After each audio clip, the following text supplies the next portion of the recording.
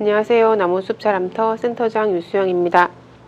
오늘은 감정에 관한 이야기를 계속 해볼 건데, 앞에서는 아이의 감정을 어떻게 다루어주면 좋을지에 대해서 언급해 보았다면, 오늘은 엄마들의 감정에 대해서는 어떻게 대처를 해야 될지, 스스로의 감정을 어떻게 알아차려서 아이와 관계를 맺어야 될지에 대해서 이야기해 보도록 하겠습니다.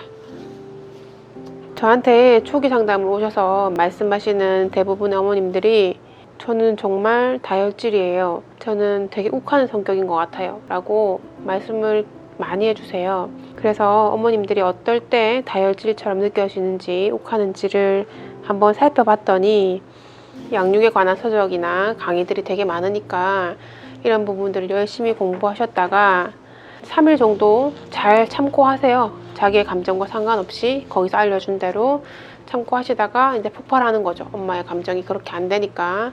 너는 내가 참고 좀 잘해주려고 했더니 또 이렇게 한다. 이렇게 생각하시면서 감정을 아이들한테 막 쏟아 부으시더라고요. 그래서 그 부분에 대해서 죄책감을 가진 다음에 아이한테 미안해하고 또 잘해줬다가 또 폭발하고 이런 과정들을 무한 반복하시는 경우가 많이 있었습니다. 그래서 나의 감정들을 어떻게 잘 처리를 해야 될까를 한번 생각해 보는 부분이 있어야 될 것 같아요. 아이에게 일관된 태도로 대하는 것은 어떻게 하는 것일까 라고 내 감정을 배제하고 어떤 기준에 의해서 아이랑 관계를 하시면 좋은 방법이 되는데, 내 감정에 휘둘려서 아이한테 일관된 태도를 보이지 못한다는 것은 단호하게 해야 될 때와 대화로 조절을 해서 아이한테 뭔가 규칙을 줘야 될 때 침해되는 행동이 되는 것 같습니다. 내 감정이 휘몰아치던 기분이 좋던 단호하게 또는 대화로 조절해야 되는 부분에 대한 절대적인 기준 마련해 놓으시고, 그 다음에 내 감정에 대해서 아이한테 솔직하게 말을 해줘야 될 부분에 대해서는 내 감정도 아이한테 표현을 해보시는 연습이 필요합니다. 그래서 감정은 늘 그럴 수 있지만 행동에 대한 기준점은 마련해 놓으시고요. 그러면 내 감정을 잘 알아차리기 위해서는 어떠한 훈련이 필요할까? 내 감정을 잘 알아차려야 아이한테 일관된 태도로 양육을 같이 할 수 있는 부분이라서, 그래서 내 감정이 어디로 흘러가는지를 잘 보셔야 합니다. 그 순간순간마다 바로 아이와 관계를 하면서 내 감정이 이렇구나를 캐치하시면 굉장히 좋죠. 그게 잘 안 되신다면 훈련을 통해서 내 감정을 아이한테 알아차려서 표현하는 것들이 가능합니다.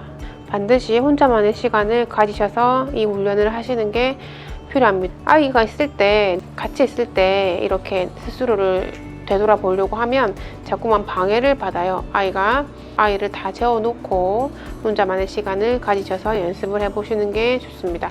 오늘 있었던 상황에 대해서 일어난 내 감정의 이름을 한번 붙여보는 것이죠. 오늘 아침에 아이가 학교를 갈 때 늦게 준비를 해서 나는 답답했다. 그게 답답한 감정이었구나. 아니면 답답한 거랑 좀 거리가 멀고 좀 짜증이 났는데 짜증을 넘어서서 너무 화가 나더라.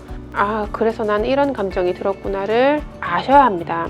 그 감정을 아이에게 대화로 표현하기 위해서 문장을 만들어 보는 것이죠. 제가 이럴 때는 이렇게 말씀하시면 됩니다 하는 것은 사실 제가 열심히 스스로가 연습하는 것밖에 되지 않는 것 같더라고요. 물론 아예 모르신다면 이런 전문가 이야기를 들어서 참고해 보시는 것도 반드시 필요는 합니다만, 연습을 하시는 과정이 필요해요. 그래야 어머님들이 스스로의 언어로 이런 것들을 표현하실 수 있기 때문입니다. 난 어떻게 말할 거냐면, 네가 준비를 늦게 했기 때문에 난 너무 답답했어. 네가 엄마의 얘기를 무시하고 대답을 안 해서 좀 짜증이 나더라. 이렇게 말을 할 거야 라고 적어 보신 다음에 아이가 앞에 있다고 생각을 하시고 대화하는 연습을 해보시는 게 좋습니다. 좀 쑥스러우실 수도 있겠지만 거울을 보시면서 아이한테 난 이렇게 말할 거야 하고 연습을 하셔야 아이가 정말 관계를 했을 때 이 얘기가 입 밖에서 나오실 수 있어요. 어머님들이 한 5번 정도 쑥스럽겠지만 혼자서 말로 대화하는 연습을 해보시면 아마 그 다음날 아침에서는 이런 상황이 생겼을 때 아이한테 조금 더 자연스럽게 이야기해 보실 수 있을 겁니다. 나는 아무리 생각을 해도 잘 안 되더라고요 하시는 어머님들은 아마 이 과정이 생략됐거나 이런 연습이 부족해서 입 밖으로 얘기가 잘 안 나오셨을 거예요. 그래서 오늘부터 이 감정 훈련을 하는 것을 연습을 좀 해보시면 아이와 관계하실 때 조금 더 안정적으로 내 감정을 표현하시는 것이 잘 되실 거예요. 근데 내가 불편할 때는 감정을 굳이 안 받아주고 싶을 때도 있죠. 이럴 때는 나의 감정에 대해서 솔직하게 얘기를 하셔서 미리 거절해 주시는 게 좋아요. 내 감정이 한 8, 9까지 차올랐을 때 아이한테 거절하면 화가 나게 되거든요. 그래서 한 2, 3 정도로 감정이 올라오려고 할 때, 감정이 싹을 틔울 때 미리 거절하셔야 정중하게 거절하실 수 있겠죠. 만약에 아이가 놀아달라고 얘기를 했을 때 엄마가 지금 몸이 별로 안 좋고 기운이 별로 없어요. 하지만 놀아줄 수는 있지만 이렇게 해서 놀면 좀 화가 날 것 같다는 생각이 드실 수 있잖아요.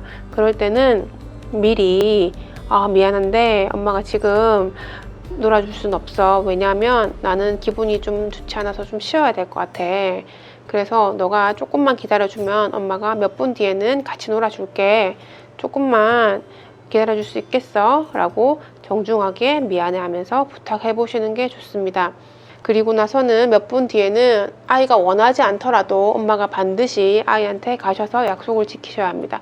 이거는 신뢰의 문제이기 때문에 이 약속을 어겨버리면 아이가 엄마를 믿지 못하게 되는 상황이 발생하고 다음번에 이런 상황이 됐을 때 절대 엄마의 요구를 들어주지 않아요.